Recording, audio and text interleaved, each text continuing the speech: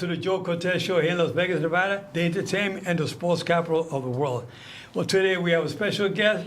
We're going to have a co-host, besides my co-host, Shelly Stevens, and her husband, Wesley Stevens. And our special guest here today, none other than Dr. Damon Zavala, Nevada State Athletic Commission doctor.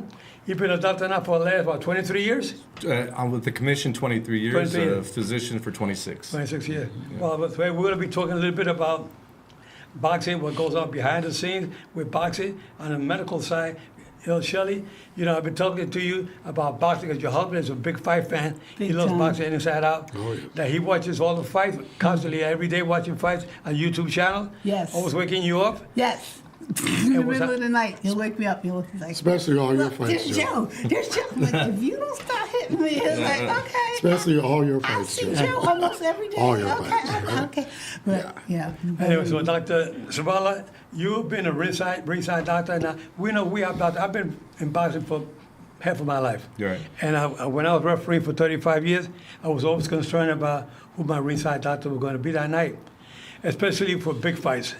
Any fight really, because even preliminary fights, you got to watch these fights. You've been a ringside doctor, and I was sitting with you the other day at one of the big fights here in Vegas at the Cosmopolitan Hotel, and we were watching these fights, and I was talking to you, and I was picking your brain a little bit to see what kind of doctor you really were. You really impressed me. I mean, you have a lot of knowledge about boxing, what goes on with boxers, and how you can prevent these fighters from getting unnecessary punishment. That's right. Can you tell us a little bit about your duties?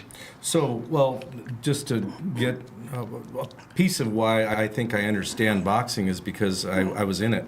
And my family I come from a long line of boxers. My grandfather was a professional boxer in L.A., fought at the Olympic Auditorium multiple times, and my cousin Rudy Zavala was the number 2 in the world, and I think maybe you might have reffed him. No. Back then, in the 90s. No, yeah, but I never referee fights out in L.A. No, he was in Vegas. He was here. I got here to Vegas in '92, so maybe I did. Maybe. So, anyways, we just come from. I just grew up watching it, watching the Ali fights with my dad, and Ferdy Pacheco was in his corner as a cut man, and then he started commentating, and then we had the title fight doctor, and I just said, what is that? How do you do that?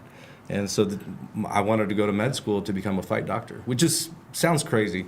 I mean, I get it. It sounds really kind of weird to want to become a fight doctor. Well, Most people just want to be a emergency room doctor or this, that. I'm an internal medicine doctor, Yeah.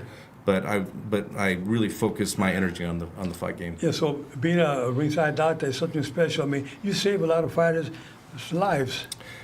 We can, yeah. I mean, there's a process of seeing the fighters before the fight. We do a pre-fight physicals beforehand, and then when you're there, we work closely with the referees, which I think you're ahead of your time, saying that you wanted to get to know the ringside physician.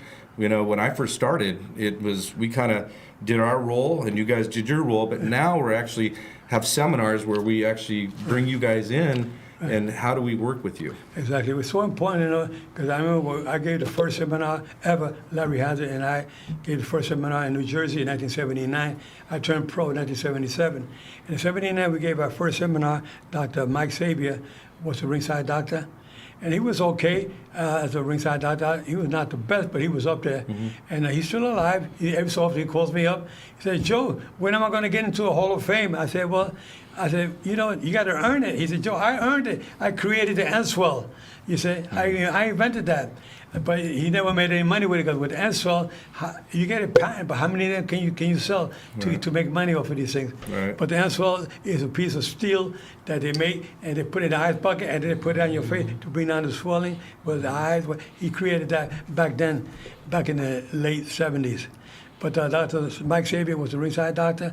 But ringside doctors, I always told doctors, I talked to them before the fight, I said, listen, when I'm in our ring, and the bell rings, and if I look at you, always look at me. If I look at you, like I need you now, you jump in. Yep. But most doctors are now, you can go in on your own, right? We can, yeah. If someone's, like to say, they're getting tuned up within a round, and they make it to their corner and they have that rest period, I just get up there and I don't interfere with the corner minute time, right? Yeah. I let them have their time, and I'm just looking and observing behind to get their eye contact to see if they want out of this fight, what their body language is, and look at a cut maybe if I need to. Right, right. Well, I have a question. Yeah. For example, you said a cut. How do you judge the deepness, for example, of a cut? How do you say it's time, Yeah. how bad this cut is? So it's not necessarily the depth of the cut; it's where the cut is. And we teach.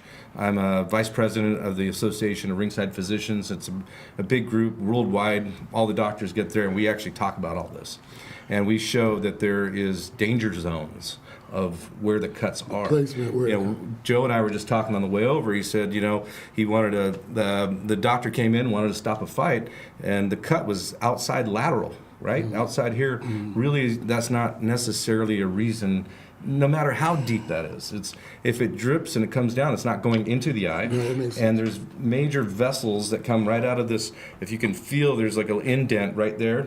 If that cut is anywhere near that, that's usually a danger zone. A lot of nerves and things like that. A lot of nerves and arteries and all So that. in the head, like I've seen cuts in the head. We all The see scalp. that. The scalp, yeah. Yeah, it bleeds. They're not very heavy. It bleeds a lot. but- So what we say is that has the ugly factor, but it doesn't necessarily mean it's a fight stopper. I see. One of the cuts on the eye, around the eye, is on the eyelid. A cut on the eyelid is very rare, but it can happen. can happen. That's where you have the muscle on your eyelid, and sometimes it gets kind of deep, and if it's really bad, the doctor, 9 out of 10, will stop the fight because that muscle that get damaged, and then the fighter later on, once that damage, that muscle is cut, Permanent. it's permanent damage to the eye. Your eye, you can't raise your eyelid. We can go like this because we got the muscles. So even though you can't see, your eyelid will actually fall down. Yeah. Yeah, so the doctors are very careful with it when it cuts are on the eyelid. Anything over the eye, like when I refereed Julio Cesar Chavez against Oscar De La Hoya the first time, I had to stop the fight, and but Dr. Filippo Mansky, I brought him over for the third time, and I told him, Doc, look at this cut, getting a little worse. He looked at it, he said, Joe, we got to stop it now. It was that bad. It was like almost 2 inches, and it got real deep, like almost to the bone. It was, but what happened was, where that cut was, it was impairing his vision. And De La Hoya was hitting with right hand, and I saw what was coming. I said to myself, I better let this guy get hit unnecessarily, unnecessary punches if I can stop it. So before I see the guy get knocked out, I said, bring him to the corner, to the doctor, and let the doctor check him out. But I knew the doctor was going to tell me, Jordan, I said, let's stop it. And we waved it off. It was the best thing we did for Chavez because they had a rematch. He got stopped again, but it was not as bad as what it was the first time. He's with the still bad around cut. because that's Yeah. why you're one of the best, Joe. Well, you bring up a good point, and the fact that we all know that combat sports, boxing, MMA, all of that is dangerous. We know that going into it. Right. But how do we prevent unnecessary damage?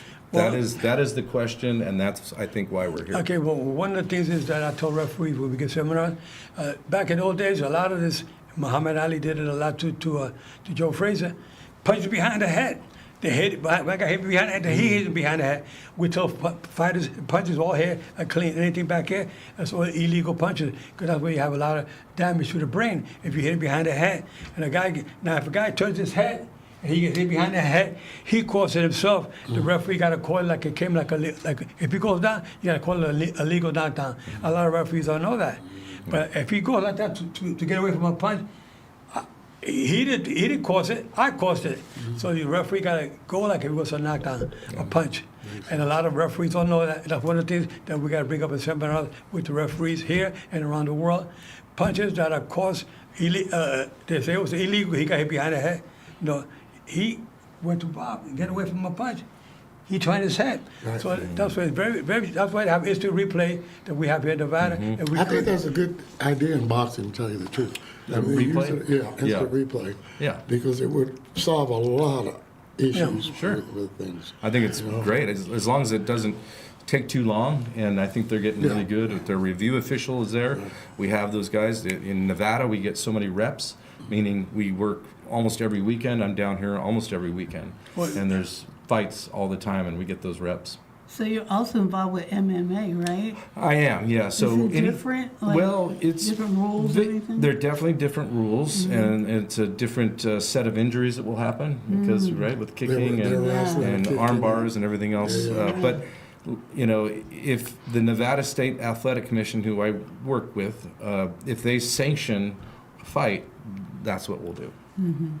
Yeah. See, the Nevada State Athletic Commission is so, they should be very proud of having you as a ringside doctor. Well, thank you. Because the other day when you were working at the Cosmopolitan, you were working that night, you and I were sitting next to each other, and you were the lead doctor that night. Can you explain the position of a lead doctor? There's other doctors there, but you were the lead doctor that night. That's right. Yeah. Now, what is your duty as a lead doctor? The lead doctor, you know, if it comes down to it, so we have to, all the injuries that happen, we give suspensions at the end of the night, and usually that's my colleagues that are working in the back. They give the suspensions, but I have to follow up on, you know, if they get sent to the hospital, I got to check in on their CAT scans and all the things that happen and make sure we get that back to the commission office to make sure that they have that information and all of the suspensions are correct and those kind of things. But And when you say suspensions, suspension. So yeah, well, you know, if someone goes through a tough fight or they get knocked out, we have to assign a suspension, and if it's a knockout, we'll go so either they can't fight for a while. 45 or 60 days, depending on the severity of that knockout. Okay. And then there's a second number. We'll say 45-30 means 45 days no fight, 30 days no contact. 60-45, 60 days no fight, 45 days no contact. Okay, now what happens? Some of these fighters, they want to go to the gym, and they want to go to do sparring in the gym. Yeah. And they're not supposed to be sparring because there's contact in the gym. Yeah, it's tough. We can assign the suspension. We bring in their coaches, the cornermen, and hopefully they have their best interest in mind. And we say, hey, please don't let them, get in there. They can go, work out. They can do, But they can't cardio. They can contact. do other things, but they should not be getting See, hit. I was Taekwondo champion, and all these rules never were there. Right. I'm talking in the 70s. Yeah, Wild West, huh? So, just about anything went, Yeah. We would get up and no matter if you get knocked down, you in the ring, you're back That's in the scary. gym. There was never any. And another thing that Yes, happens, scary. another thing that happens that we have to work at it with the commission and in the gyms is that a fighter getting ready for a big fight, or any fight, could be a 4-round fight, could be a championship fight, but mainly if it's a bigger fight, there's more money involved. And some of these fighters, sometimes they get hurt in training. They can get knocked out in training. And they try to keep it quiet because they don't want to get cut off on a big paycheck coming up. yeah. That's one of the things that we got to work with the commission, see if we can get somebody, make the gym owners responsible, accountable for what goes on in that gym, and that they have to report, if there's a fighter gets knocked out, they should report it to the commission, because the commission doesn't have nobody, no policemen going around to the gym to monitor the sparring sessions. I've been to sparring sessions in the gym the other day. I was at a sparring session, and one of the local gyms, and I had to go in there. Hey, stop it! You got to. I would play the role of a doctor as a referee to stop it because the guy was taking a pounding, and they were like rooting him on. I said, "This is a sparring session, guys.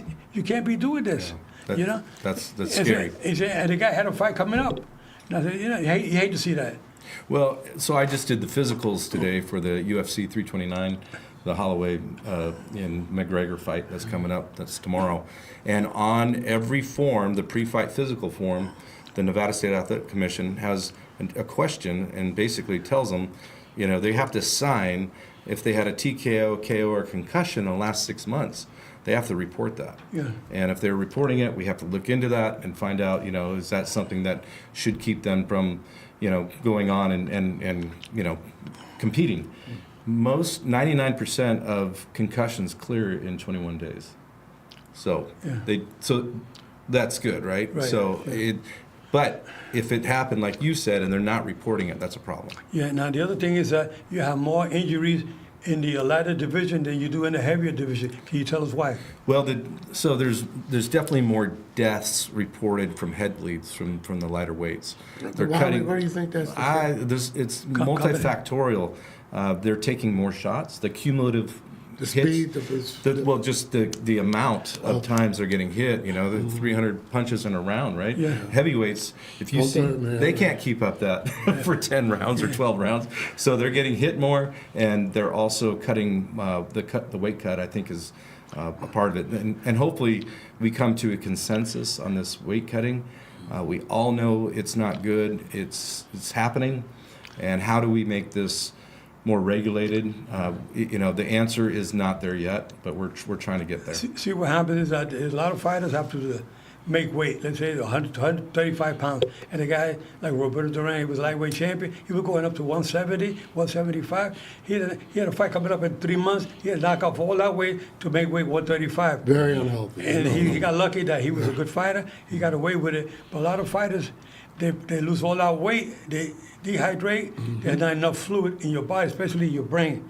There's not enough fluid in your brain. That's why there's little membranes to your brain connected to your skull. When the blow to the head, that little membrane can tear. That little tear of the membrane will cause the bleeding in the brain. And if it's really bad, that's when you get a real bad brain bleed. And I did a fight one time, Robert Wagila against a guy named Fernandez in 1994. He at the Aladdin Hotel, which is now Planet Hollywood. And it was a close fight, back and forth. I called the doctor at both quarters just to check him out. Nobody was hurt, but me as a referee, precautionary measures, I would say, hey, doc, you check him out. And the other doctor, the other one, check him out. They check out the fight, everything was okay. The 10th round, Robert Wagila got hit with an uppercut. He got wobbled, he grabbed his opponent pushed him, and I said, no knockdown, my hand below the waist, no knockdown. You can't wave over your head. A lot of referees, they wave their hands over their head, like stopping the fight. And he said, no, it's a no knockdown below the waist. No knockdown. Anyway, so he got back up, and he took a left and a right, bang, bang, and the way he went, I jumped in and I stopped it. And everybody was booing the hell out of me. They were booing me like crazy.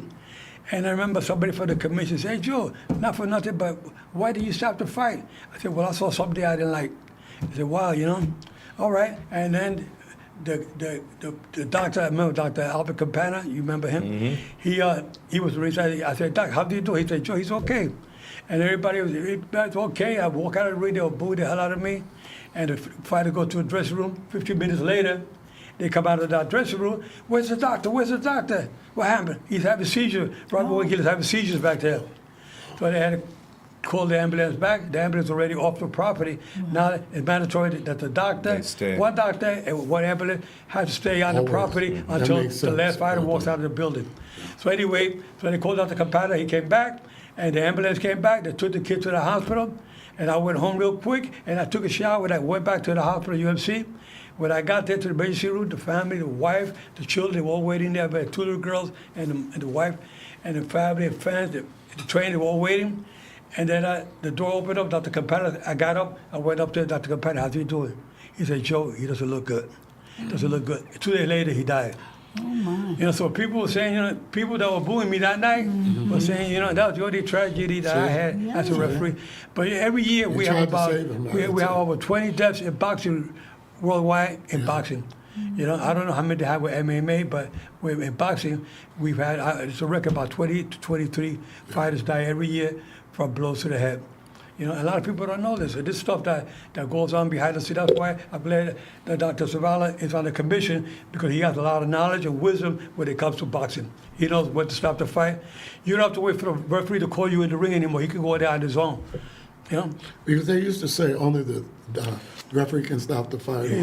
That's true. They're the sole arbiter.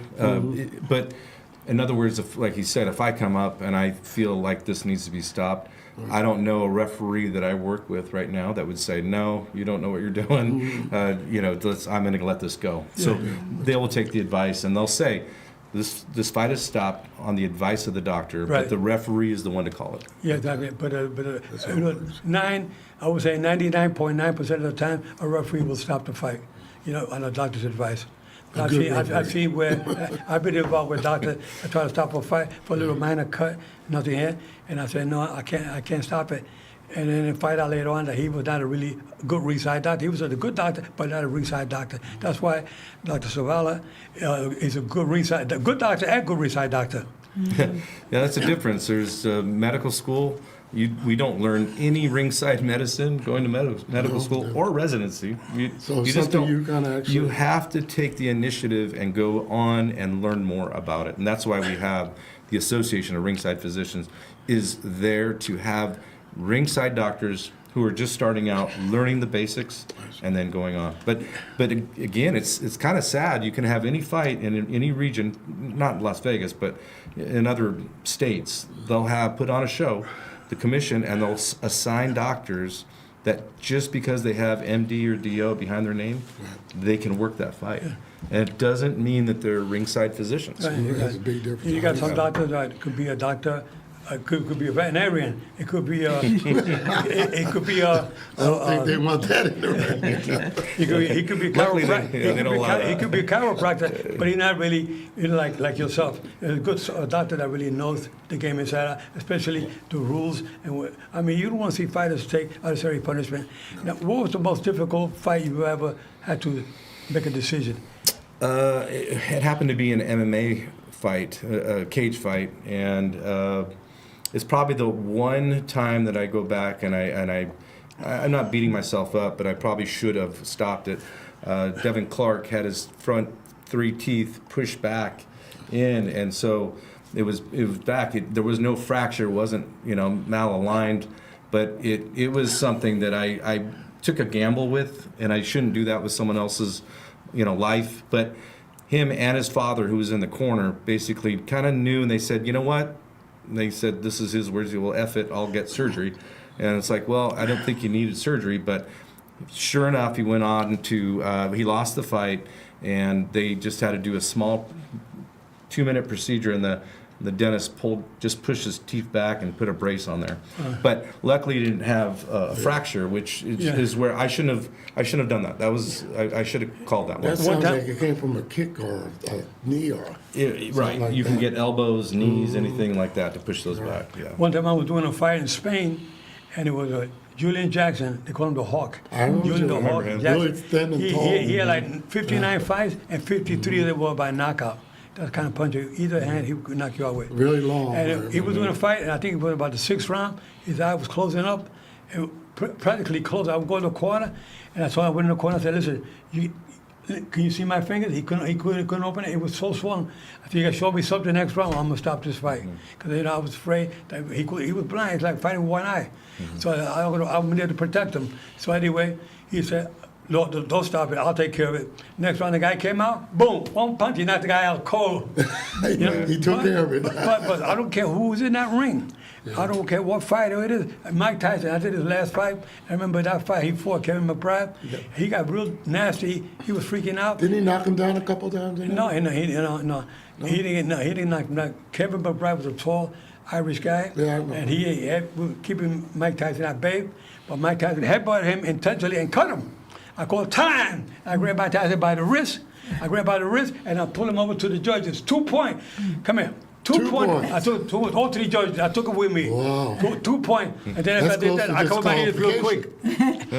2 points. No, but the referees gotta have thick skin in this business to stop a fight. Yeah. You gotta be a no-nonsense referee in there. Yeah. That's right. You gotta take control. If you let these fighters do what they want to do, or the cornermen, get out of control. One time, Angelo Dundee, a great trainer.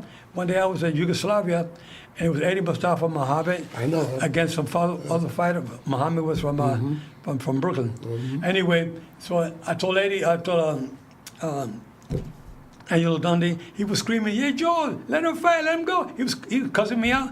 I went over to the corner at the time. I was to the corner. Mr. Dundee, you keep on with this yelling, you're going to be coaching your fighter from the dressing room. You understand?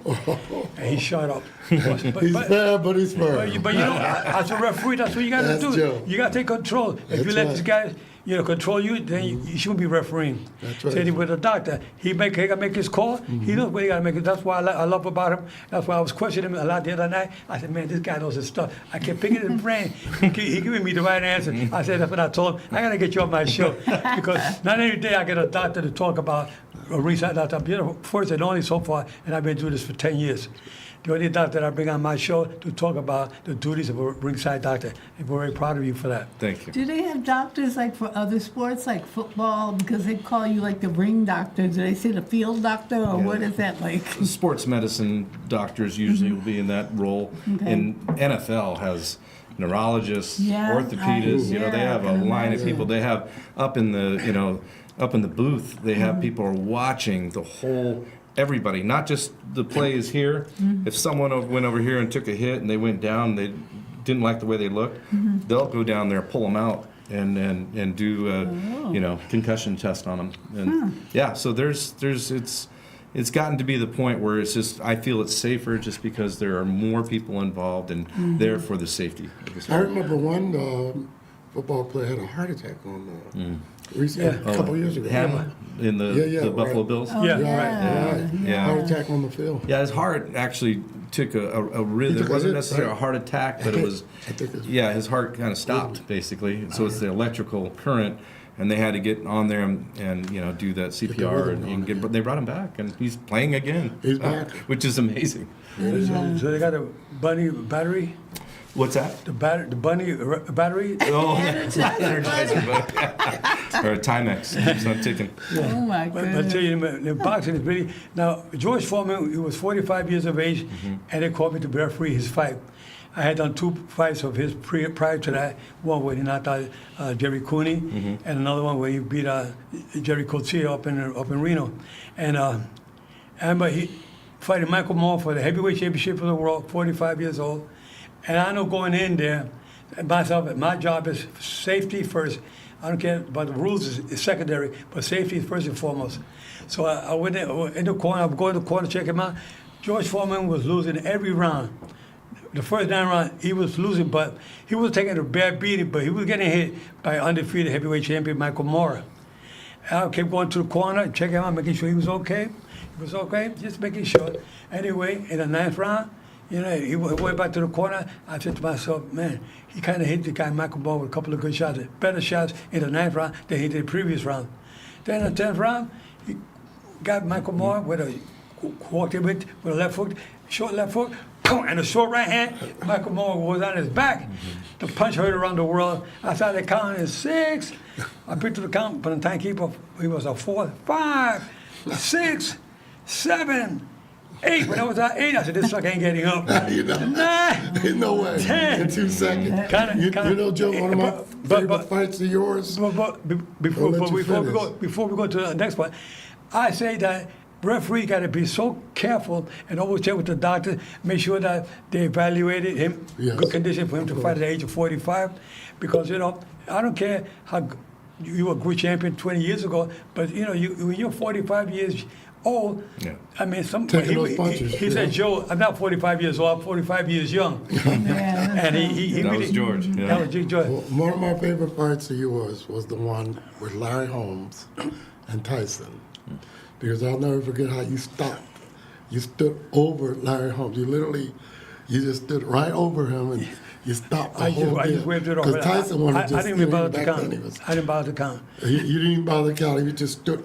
You actually I got- straddled over it. I got- so I he got- couldn't I- get up. Yeah, He- blocked You him. know, yeah. And the doctor came in right away. Yeah. I kept him right there. Can you try to get up? Make sure the doctor can evaluate his condition. But I had already waved it off. We removed his mouthpiece. Let the doctor, once the doctor's there, I back off. That was a brutal knockout. It really was. Yeah. There's been a lot of them, and I was at that fight. You was at that fight? No, the Foreman Moore fight. I was there with my father and my brother. Where was that fight at? It was at the MGM Hotel. Yeah. Yeah, well, Never forget it. I don't think anybody will forget that fight. I was at the fight in Zaire, Africa. Oh, you were? We were performing. We performed at, 2 o'clock in the morning. Because Ali was a fan of my band, the Stylistics. And he just wanted the OJs, the Stylistics. So we performed. We said 2 in the morning. We usually stop it.